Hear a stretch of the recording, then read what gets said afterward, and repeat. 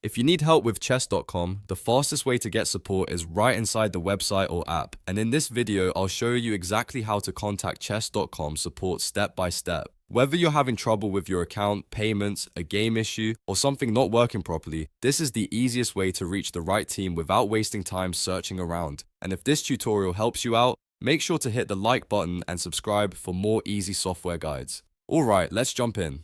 First, open chess.com and make sure you're signed in to the account you need help with. Once you're on the main page, look down to the bottom left corner. There you'll usually see either a help icon, which looks like a question mark, or a settings icon, which looks like a gear. Click one of those icons to open the support menu.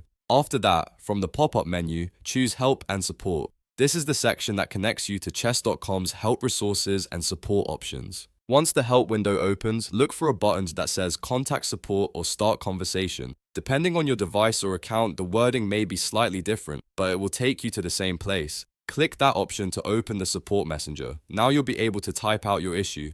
Be as clear and detailed as possible, because the more information you give, the easier it is for the support team to understand what's going on and respond faster. Include things like what happened, when it started, any error messages you saw, and what device or browser you're using. If your issue is about a specific game, payment, or account problem, mention that too. Once your message is ready, click Send. After that, just wait for a reply from the chess.com support team. In some cases, they may respond through the messenger, email, or the account support inbox, so keep an eye on your notifications and inbox after you submit the request. And that's it. You've now contacted chess.com support the proper way. It only takes a minute once you know where to click, and it can save you a lot of time compared to trying to solve everything on your own. If this video helped, please give it a like, subscribe for more tutorials like this, and I'll see you in the next one.